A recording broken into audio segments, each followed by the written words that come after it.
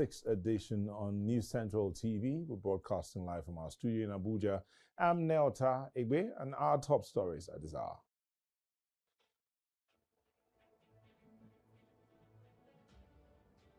Rivers State House of Assembly begins impeachment proceedings against Governor Fubara and his deputy. National Association of Resident Doctors orders indefinite nationwide withdrawal of services from January the 12th. United States government announces withdrawal from 66 international organizations and treaties, describes it as wasteful and ineffective.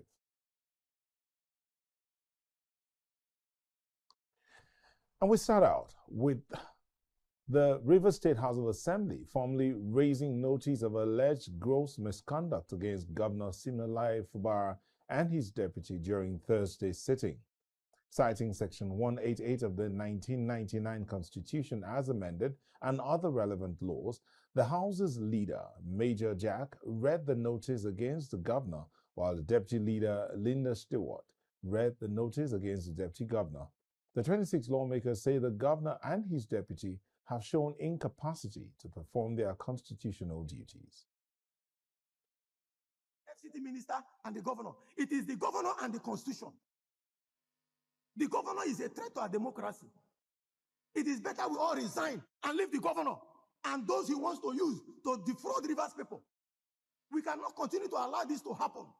We sit here, elected people, and we cannot follow, we cannot enforce the constitution. Then why are we here? Why are we sitting here? Why were we elected? For how long are we going to allow this to happen?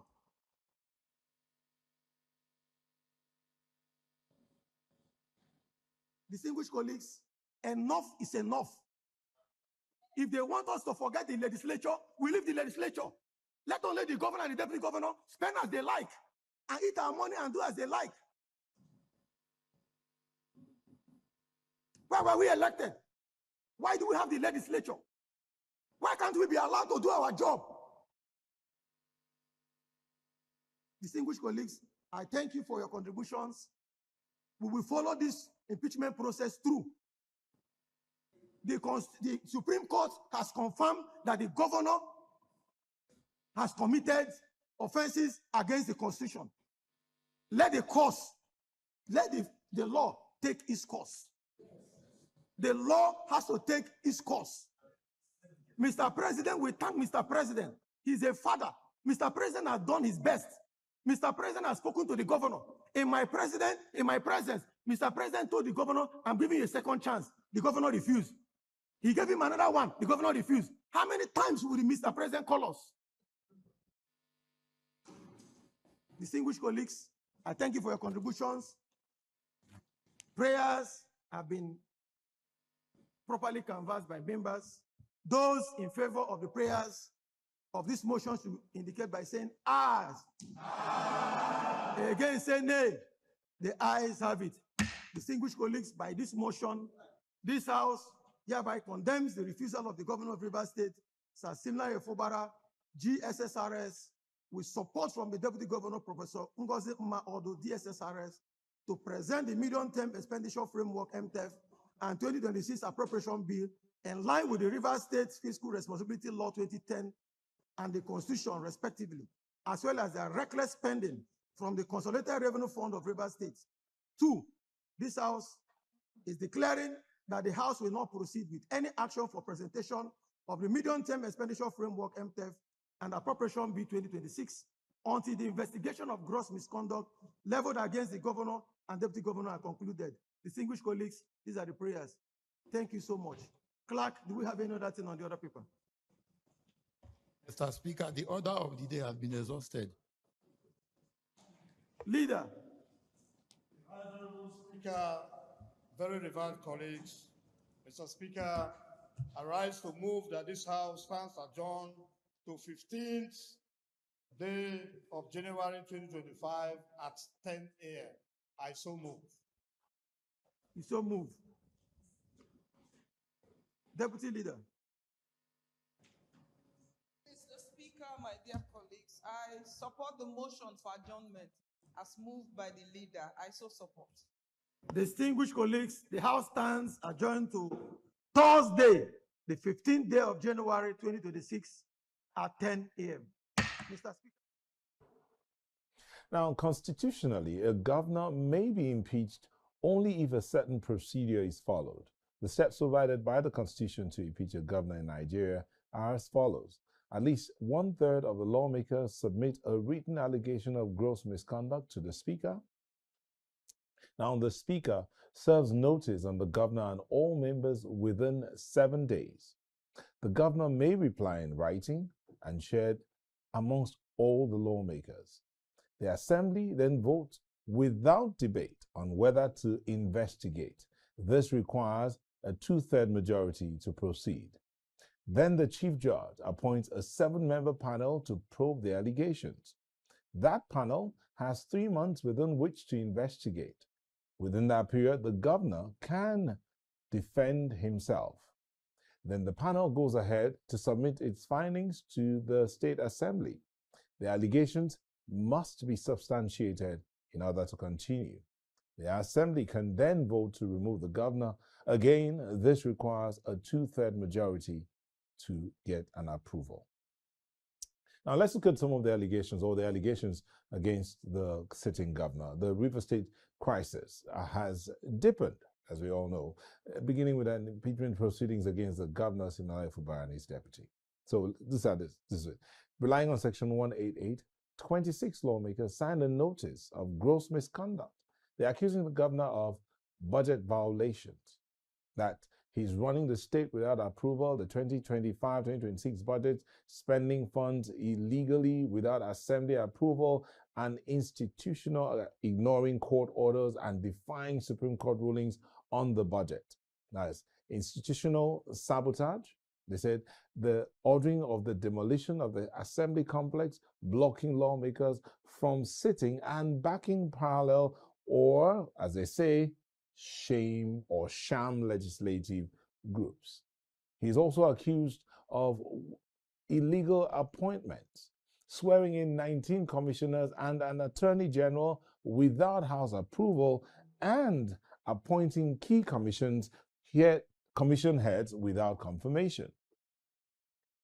He's also said he's been weaponizing, economic weaponization from April 2024, withholding the salaries of the lawmakers and House officials and seizing funds meant for legislative operations.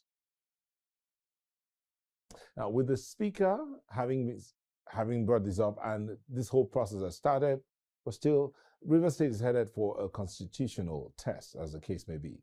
But I'm being joined in the studio to look at this whole thing. First, we're being joined by our correspondent, Biola Festus, who is in River State. Biola, this morning was quite exciting for the news hounds and for us here, and indeed, but what's it like amongst the people, the residents of River State? What have you been able to get?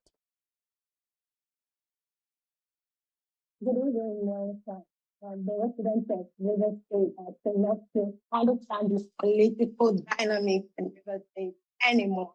Because when you have a governor, they tell you that we had a reoccurrence, same incident over and over again. Well, away from that, the River State House of Assembly is right behind it. Because this is not where the impeachment proceedings was held today. It was held at the Assembly quarters. That is where the lawmakers live. Now, in 2023, the first impeachment attempt started here, leading to an action attack on this very complex issue behind me, which is still under construction even till today. Now, the lawmakers accused the governor of not saying the truth in their own words, that he had outrightly refused to present the budget before them, even as the president had intervened. But according to them, they are alleging that the governor has refused to do that. Meanwhile, the governor on his own part said the FCT minister, which is their political leader, the FCT minister, don't forget, brought the governor to power. Then he was his anointed candidate and he won that election. So the governor had said that the FCT minister was supposed to initiate that meeting. He was supposed to call the parties together as a father.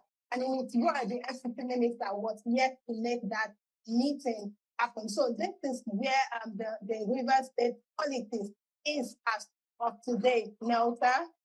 All right, thank you very much, Biola. Thank you. Do stay safe. We'll come back to you in subsequent bulletins. But let's come back into the studio. We have joining us Mr. Paul Ibe is a political analyst. Thank you for joining us. Thank you for having me. He also happens to be a media aide to Atiku Abubakar. I'm also being joined virtually by Jacob Pele, a Rivers State stakeholder, and he joins us virtually from Virginia in the United States. Mr. Pele, thank you for joining us. Thank you. Thank you for having me. All right, Mr. Pele, let me start off with you. This whole situation in Rivers State, as one who is from Rivers State and a concerned citizen, what does it say to you about the situation, leadership and governance? Well, let me borrow your word, very concerning. It is very concerning and an absolute display of political rascality and constitution breaches. These set of individuals are gearing up again to throw the state into constitutional crisis. Don't forget, and I must be objective here, that the State Assembly had the right to institute an impeachment. But they are not the judge. They are not the one that is going to determine what happens at the end of the day. They have made allegations. It is still an allegation until it is proven otherwise. And so it's in the governor's interest to respond to these allegations, and of course, the judicial process will take its course. The judge will then have to constitute the panel and all that, and the panel will go through all the investigations and all that. And at the end of the day, the impeachment proper can take its course. However, if you look at the body language of Amewule, you can see a group and a bunch of individuals that are so angry with themselves. It looks as if they didn't get their own share of the cake. If you look at his body language, look beyond his lips and look at his body language. He's responding with frustration. It's more like he's interested in himself and his group at the expense of the entire Rivers people. The question I want to ask them, the same question goes to Siminalayi. Who elected you? The people. Who are you serving? Yourself or the people? Because all this shenanigans, the impact of this rascality is on the people of Rivers State. They have started again. This was the same thing that they did, and their stooges has carted away Rivers people's money. And I'm surprised Amewule is trying to present himself as one who is trying to protect the resources of Rivers State. Where was he when Abbas was appointed? And Abbas has taken all that he needs to take with his political stooges. Okay, Mr. Pele, just don't, let's not jump the gun. We're the conversation. We have someone here in the studio. Let me bring in the political analyst, Paul Ibe. Mr. Ibe, you heard Mr. Pele. But before Mr. Pele spoke, you also heard the speaker there and expressing what some would say his frustration and that of his colleagues with working with the governor. But what does that say of the relationship that's meant to be in terms of checks and balances, the executive and the legislature? Well, this nonsense, because that's what it is. The foundation was laid in Abuja by President Bola Ahmed Tinubu. In conceding to Nyesom Wike's request to have the governor ousted and in his place an interim government, what is happening, what is playing out today was what the they had enabled, they had promoted, and ironically, Nyesom Wike, who had a responsibility to decimate the opposition parties, having quote unquote succeeded in that assignment, he has now turned the guns to the APC.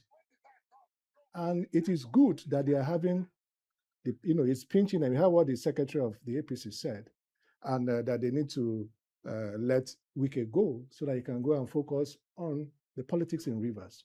So you find out that in the last, since Wike has been, the minister of the FCT, it's all about politics. I mean, forget all about this drama and all of that about what he's doing about roads and all of that. Where I live, we've not had water for 2 weeks. The whole environment stinks. And Wike is preoccupied with the politics of Rivers to oust the governor because he doesn't want him to have a second term. And so in doing that, he will pull down the Rivers house. And in pulling down the Rivers is Abuja, Lagos. The next is Rivers. Port Harcourt is the oil and gas capital, of Nigeria. Whatever happens in Port Harcourt, in Rivers State, will have reverberations across the country. So also is Lagos. So is Abuja. So is Kano. So is Enugu. So we need to be careful. It's like when there is a fire in your neighbor's house, please do well to try and put it out because you don't know, especially in a Harmattan season such as we are in, how far that fire will spread. That is exactly what is happening. Tinubu enabled this, promoted it, and foisted, Wike on us. Let's pull back a bit. Let's pull back a bit. And I like you, Mr. Pelle, to weigh in on these as well. The process. Okay, the president intervened at that time. He brought about a state of emergency, put in an interim and a sole administrator who was there for about 3 to 6 months or thereabout. Now, one of the things that the governor is being accused of is not presenting the budget. But there are those who are arguing that budget they're arguing about, which they are still bringing up as a means or a tool to want to use to impeach the governor, was overturned by reason of that state of emergency. That's on one side. Number two, the building that they said he pulled down is under construction and should be ready in the next few weeks. But they are not approving funds, or they are delaying to approve funds so that building will not continue. Now, so when you look at that, should they even have grounds to be raising this kind of allegations against the government? The governors, the lawmakers like Nyesom Wike are frustrated. They are frustrated because the governor had played them at their own games. He has beaten them at their games. The governor had gone ahead, to be 001 in the APC in Rivers State. Of course, Wike wants everybody who is connected, related, and associated with him to pass through him, into the APC. And he is becoming irrelevant because a lot of the people who have jumped ship, into the APC didn't get into the APC through him. And so those who brought him are beginning to question, the rationale of what is what value does he, bring in. And it's the politics not only toxic, it's behaving like a rabid dog. When a dog begins to bite its owner, you should know that there is something wrong with that, with that dog. I think it's a bad time that Wike is subjected to medical examination. Mr. Pelle, that conversation about the movement, Mr. B has brought in the angle, you're laughing. He's brought in the angle of the movement to the APC. Seeing that right now, with that move, all the legislators are under the APC, as the case may be. And the governor moving to the APC makes him their leader. But even at this point in time, they are not even listening to the state chairman of the APC. What's going on? Is the house falling apart? No, listen, this is it's literally the first time that I see a house that is divided against himself, thinking that it will stand. This is the first time we are seeing APC fighting APC. I thought with the defection or decampment of Fubara to APC, that this APC, this these melodramatic APC people. First, they come from PDP, wrote a judgment in Supreme Court and allowed the Supreme Court judges to read the judgment that they wrote to say that they did not decamp. And now they have decamped again, making nonsense of the judgment of the Supreme Court.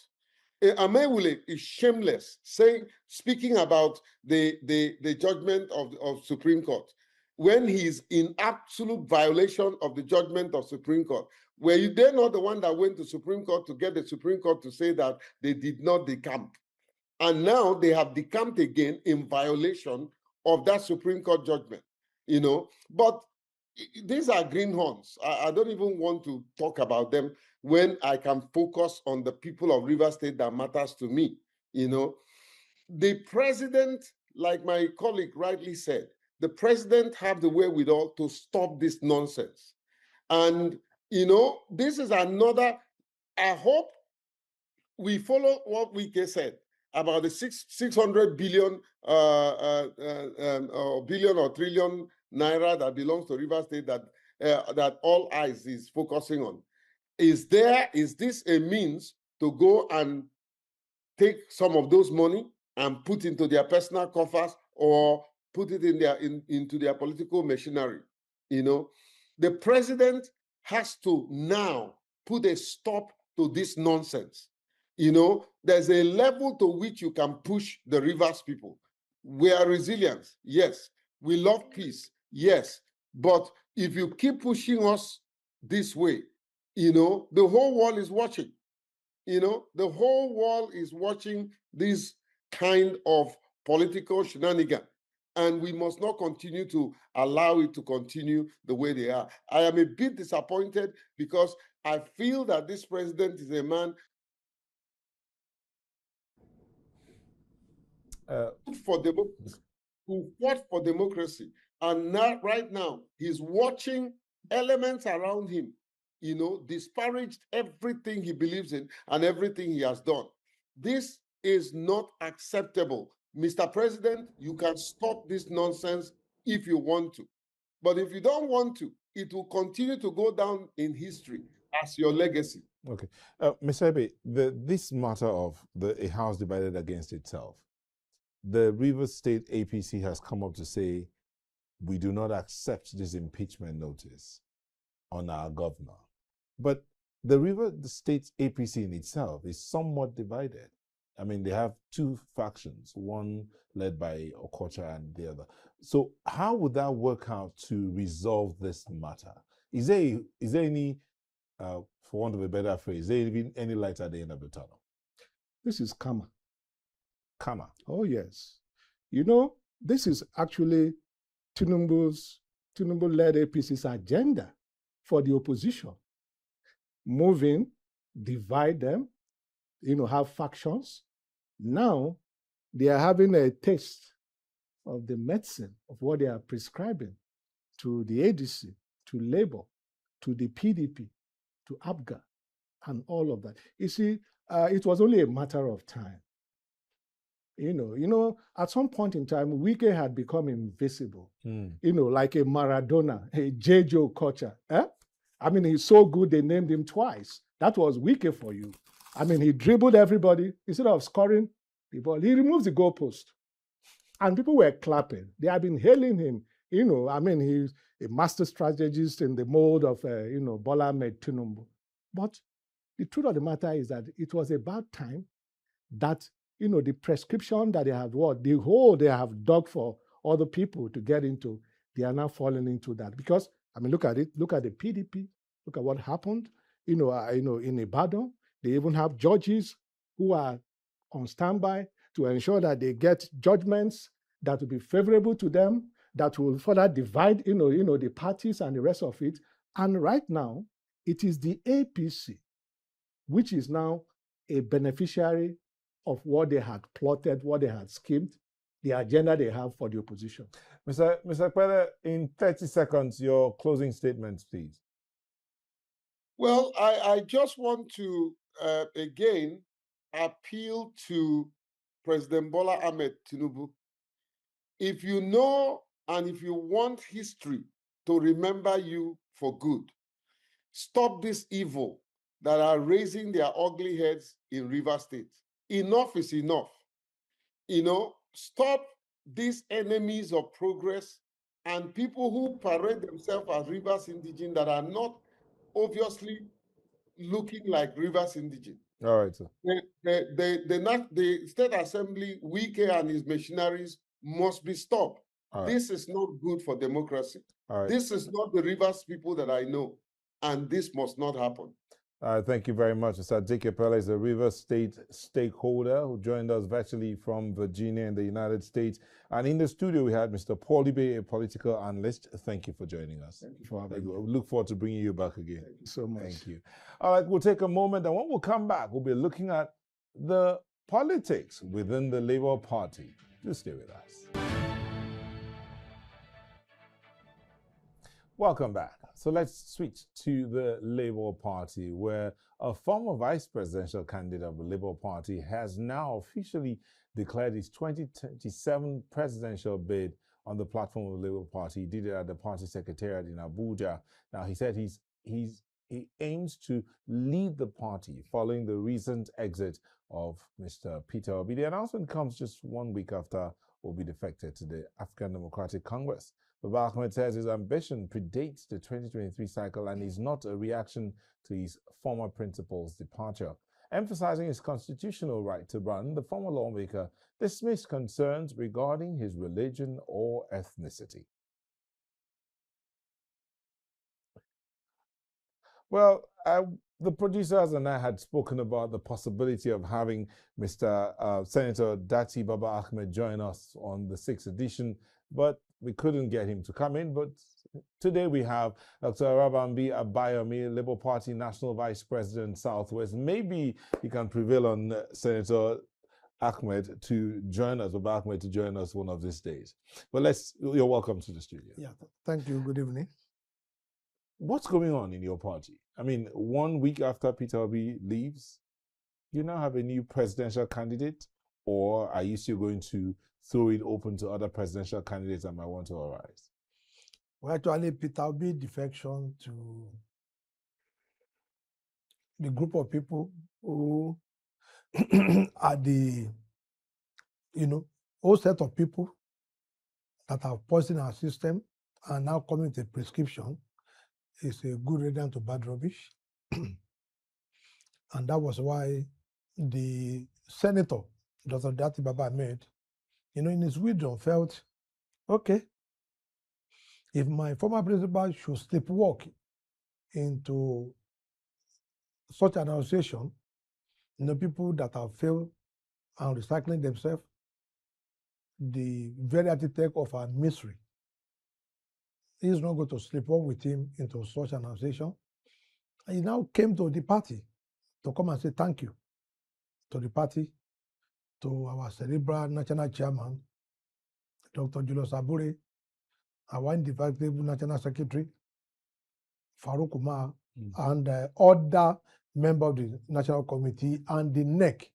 That's what he came to do yesterday, Okay. Just to show appreciation, not like, the remaining set of ungrateful individuals who betrayed the party, who took our ticket and decided to defect to other political platforms. So we appreciate him for at least, coming to say thank you to the party, to the platform that gave him and Peter Obi, that mandate in 2023.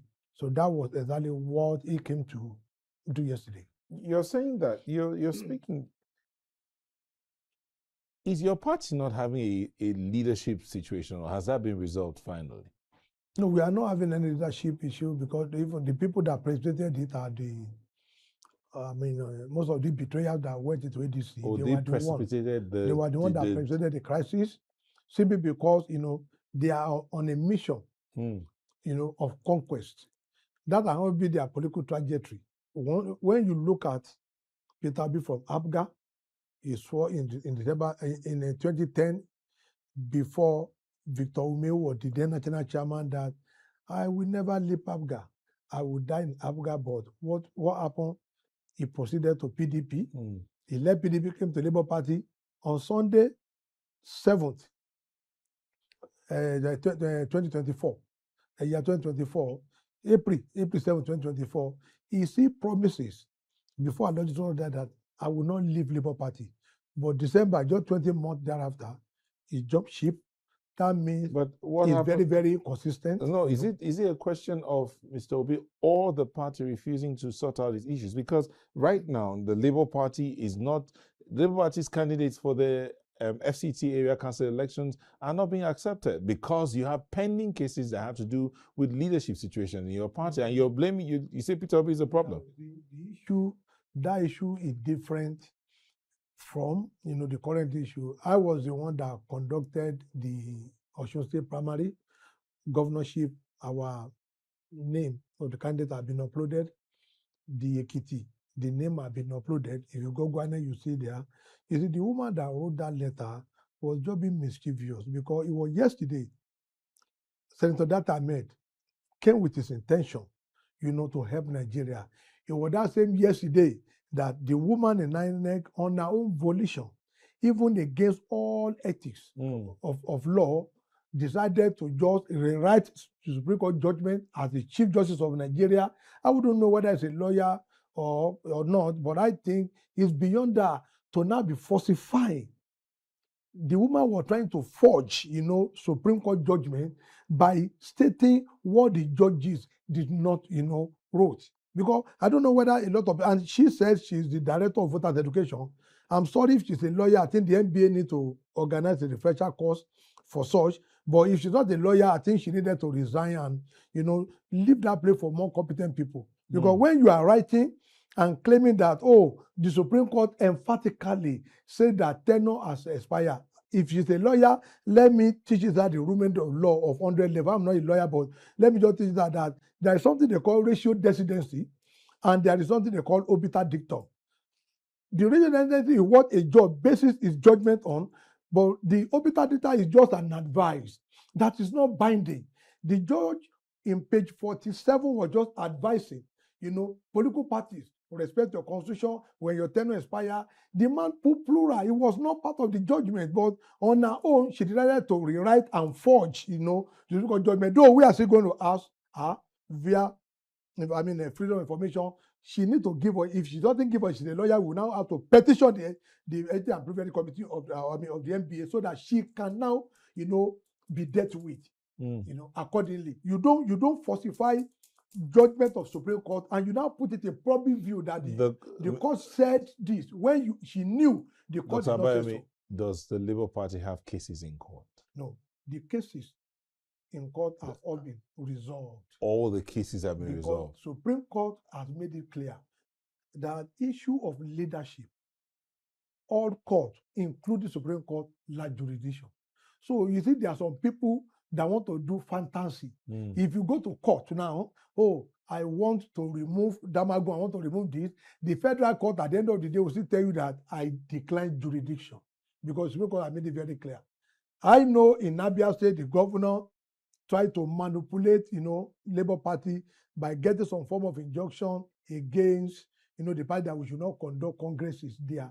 Yeah, no matter how we respected something, but we have filed appeal against that. But on the leadership, there is no matter pending a court against Barrister Junior. All right, thank you. Thank you so much, Dr. Arabambi Abayomi, Labour Party National Vice Chairman, Southwest. Thank you for coming in this evening. We hope that you can get to see Dr. Baba Ahmed join us. Of course, by the grace of God, he might be listening to me, or even if he's not listening to me, party formation of the national chairman, he will come. He's a man that wants to help Nigeria. Yes. He would definitely come here. We would look forward to having him, or even having your national chairman as well. Of course. Thank you so much. We'll be here. Thank you. Now, the National Association of Resident Doctors has directed its members in 91 tertiary health institutions across the country to withdraw their services indefinitely from 12 midnight on Monday, June the 12th. They say that the directive is due to the federal government's failure to honor a memorandum of understanding ended with their association. The association, during a press briefing in Abuja, says the MOU forms the totality of its demands, comprising 19 in number, and addresses critical concerns bordering on improved welfare increased salaries, including issues affecting their professional practice nationwide. Although the federal government, through the Ministry of Health, had earlier attributed the stand-up between all concerned parties as policy-related rather than outright neglect and abandonment of the doctors, the health minister says that government has shown commitment to their welfare by approving an upward review of professional allowances for health workers in November 2025, adding nearly 90 billion to government expenditure annually.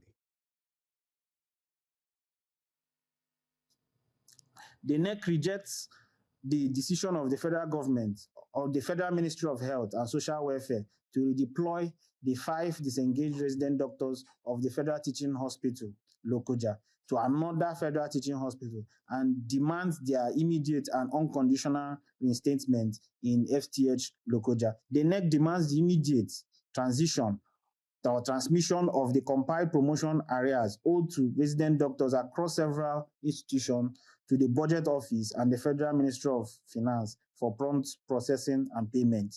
The NEC demands the immediate transmission of the compiled salary arrears owed to resident doctors in affected institutions to the Budget Office and the Ministry of Finance for urgent processing and payment. The NEC demands the full implementation of the approved professional allowance table, the PAT, including the payment of all accrued arrears, and insists that these arrears be comprehensively captured and funded in the 2026 national budget.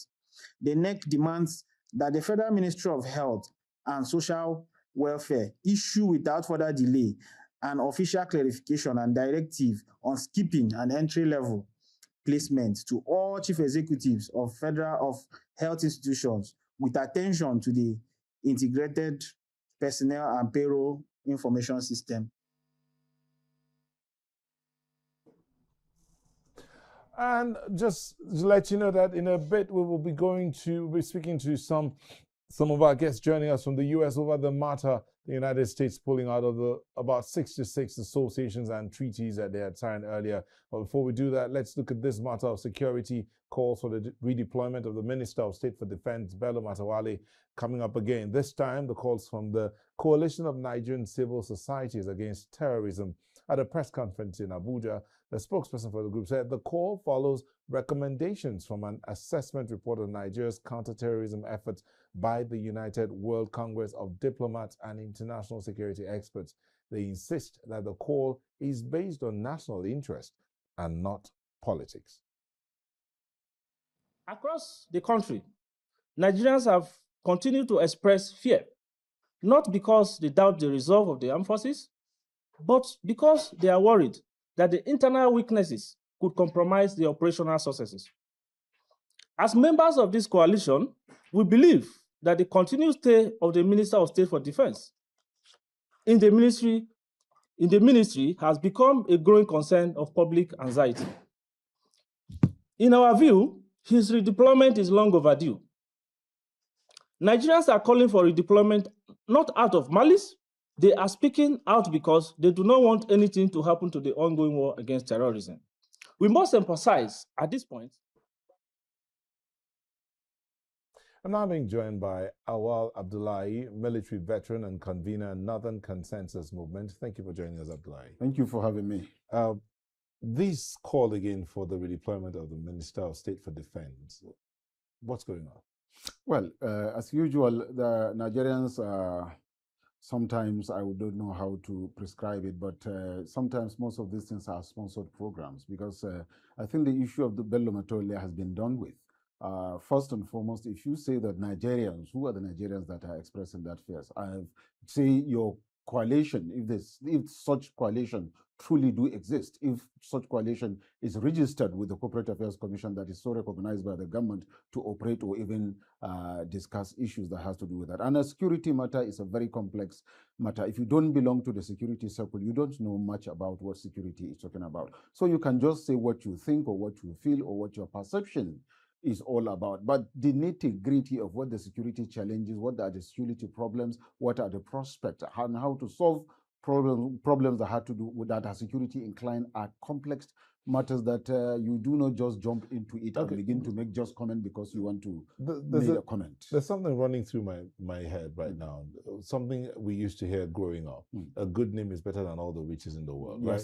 Now, if you hear that, if your name is being put side by side something negative, won't it be wise for you to say, you know what, let me just step aside. You guys saw this matter. It will be wise for you to step aside if you know that that negativity you've actually, you're part of it. If you know you're part of the negativity, or if you know that you've done something that questioning that people or individual or group of people are questioning you for, you know you've been part of it, or you know something about it, or you have done it with bad intention. That is when you now feel, okay, it's better to throw the towel away and move. But in a situation where someone, this is what these people are talking about generally, is something that has to do with discussing and negotiating with people that are killing innocent citizens of a state without committing any offense. And then a state governor is on set. And a state governor now had to come up with a committee to discuss how do we solve this problem. That committee comprises the former general officer commanding GOC of that zone, the former director of state security service, the former commissioner of police, all other security agencies that are here. They are all the local government chairmen, the commissioners, the traditional institutions, the religious institutions, but the political institutions, youth and women group, all coming together to discuss what is our problem and how do we solve it. So it is a unanimous agreement and consensus that such a decision be taken. And it was taken, as at the time the decision was taken, it favored the people of the state. What matters to a state governor is, what do I do to appease my people, number one? What do I do to protect lives and property of those that saddle me with the responsibility of governance? That is number two. And what do I do to ensure that their means of livelihood is sustained without hindrance? That is exactly what he did, as at that time when Bello Matowalle was the governor. It was a unanimous decision. It was a consensus of the people of the state, not a decision of one governor or an individual because he's a governor. No, it was all agreed that it should go that way. And it went the way that was agreed on. And they succeeded in the state. They had relief. They went to farm, they did their businesses. And that while that was going on, it was not only in Zamfara state that such a decision was taken. It was taken in Katsina. The same decisions were taken in Kaduna. The same decisions were taken elsewhere around the Northwest. So in Niger state, in fact, I remember including the FCT minister of that time. So what was saying that? Sorry, let me land on this. It's very important.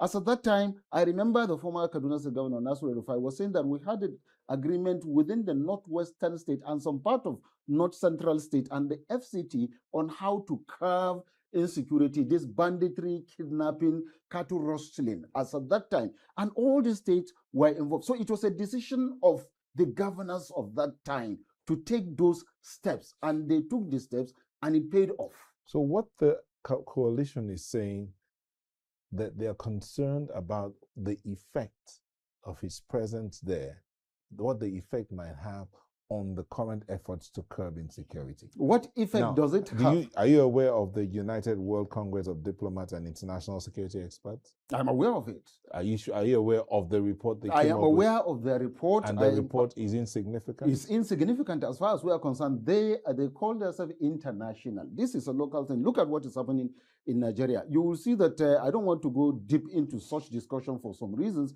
but I can guarantee you that it is only when you know this country, it is only when you are in the northwestern part of the country, it is only when you know truly the nitty-gritty and not putting politics or selfish interest or personal interest or hatred into it that you'll be able to draw a line, a true line, that you understand the truth between the fiction. And also, there are politically motivated press conferences, politically motivated attacks against his personality, the personality I think that's a good place for Bello us to leave. We'll have to leave it here for now. So, we hope to bring you back into the studio.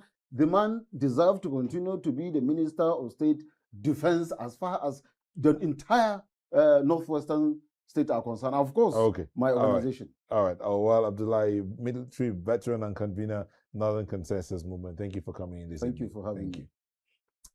Now, moving outside the shores of Nigeria, the United States has announced plans to withdraw from 66 international organizations following a sweeping foreign policy review ordered by President Donald Trump.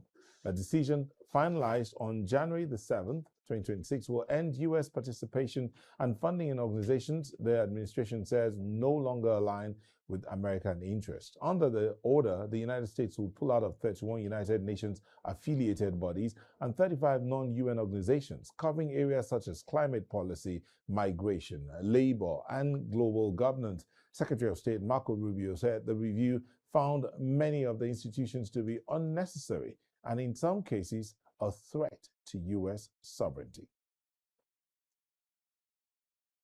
And now an American enforcement operation in Minneapolis has sparked controversy after a federal agent shot and killed 37-year-old Renee Nicole Good. The Department of Homeland Security says the woman tried to ram ICE officers with her vehicle, calling the act violent and injuring an agent. However, Minneapolis Mayor Jacob Frey has disputed that account, accusing federal agencies of reckless force. He urged ICE to leave the city. Available video shows agents confronting the woman in her car before gunshots are heard as she drives off. Investigations are ongoing. Homeland Security Secretary Kristi Noem has defended the officer that he acted within training. Now, joining us from Ontario, Canada, I have Tabiang Echu, a geopolitical analyst, and also Alexander Von Roggen, global affairs analyst, joins us from Washington, D.C. Thank you both for joining us. My pleasure. We do apologize for having kept you for a bit here. But let's get into this. On the withdrawal from the United Nations organizations, the U.S. pulled out of 66 international organizations and treaties. Now, the most concerning question will be for some people is about the treaties, not just about pulling out of the organizations. What does this say of where the U.S. stands in terms of global relations? That directed at me? Yes, that's to you. Sorry, please. I should have called you. Okay, no problem. Well, first of all, Trump's fulfilling his election promises. He doesn't believe in global warming. So a lot of the environmental initiatives he feels were greenmailed. They were padded plans to do. They were filled with corruption. In addition to defunding the UN and USA, that was a direct result of, well, I guess going back to Elon Musk's investigation on the Department of Government Efficiency.